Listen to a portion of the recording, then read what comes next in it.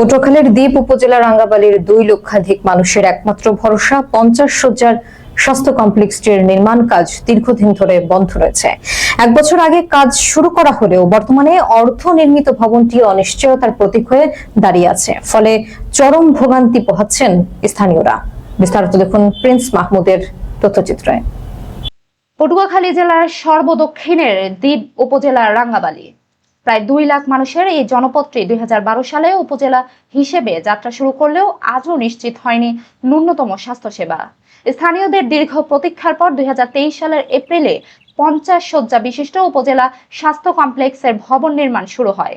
প্রকল্পটি বাস্তবায়নের দায়িত্ব পায় স্বাস্থ্য প্রকৌশল অধিদপ্তর, কিন্তু আশার আলো দ্রুতই নিভে যায় যখন 2024 সালের জুন মাস থেকে রহস্যজনকভাবে বন্ধ হয়ে যায় সব ধরনের নির্মাণ কাজ। বর্তমানে কঙ্কালসার অর্ধ নির্মিত ভবনটি কেবলই যেন এলাকাবাসীর অপূর্ণ স্বপ্নের প্রতীক। দ্বীপ এলাকা হওয়ায় এখনকার মানুষকে জরুরি চিকিৎসার জন্য উত্তাল নদী পাড়ি দিয়ে গলাচিপা বা পটুয়াখালী সদরে যেতে হয়। এই দীর্ঘ পথ পাড়ি দিতে গিয়ে অনেক সময় পথে প্রাণ হারান মুমূর্ষু রোগী। স্থানীয় ভুক্তভোগীদের অভিযোগ, হাসপাতাল ভবনটি পরিত্যক্ত অবস্থায় পড়ে থাকায় সাধারণ মানুষের স্বাস্থ্য ঝুঁকি বেড়েই চলেছে। আধুনিক চিকিৎসা সেবা বঞ্চিত এই জনপদে দ্রুত নির্মাণ কাজ শেষ করে পূর্ণাঙ্গ সেবা চালুর দাবি এখন সর্বস্তরের মানুষের। দ্রুত পদক্ষেপ না নিলে রাঙ্গাবালির 2 লাখ মানুষের এই দীর্ঘশ্বাস আরো দীর্ঘ হবে বলে মনে করছেন সংশ্লিষ্টরা। তারপর আমরা নিজেই একজন ভুক্তভোগী, সমস্যা হয়েছে, তখন আমি এই জায়গায় থাকতে হয়েছে আমার পটুয়াখালী ডাক্তার দেখানো ছিল। আর আজকে যদি আমার এই জায়গায় হাসপাতাল থাকতো আমি ভোগান্তিতেও পড়তাম না। আজকে জনসভায় মানুষ সবাই ভোগান্তি, আমরা একা বলতে না, পুরা রাঙ্গাবালির জনগণ আমরা সবাই ভোগান্তির ভিতরে আছি। হাসপাতাল না থাকার কারণে আমাদের দূরে যেতে হয়।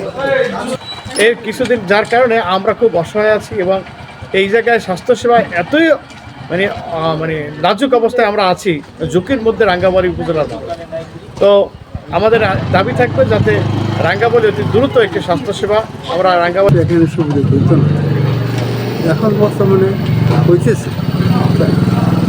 হইতেছে না, কিছুটা অসুবিধা হয়ে যাচ্ছে বুঝলেন। তারপরে যদি এখন হাসপাতালটা হয়ে যায় আমাদের কমপ্লিটলি, তা মনে হয় কিছুটা ভালো হবে। এখন তো আমাদের এখানে হসপিটাল নাই, এই ক্ষেত্রে স্বাস্থ্যসেবা ঝুঁকিতে। বেশ কিছুদিন যাবৎ স্বাস্থ্য কমপ্লেক্সের নির্মাণ কাজটি বন্ধ ছিল।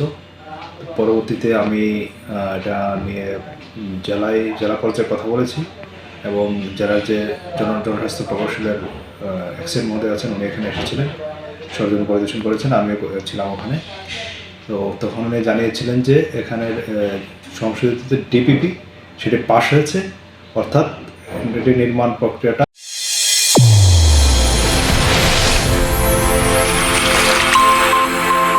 চ্যানেল A1 হৃদয়ের স্পন্দন।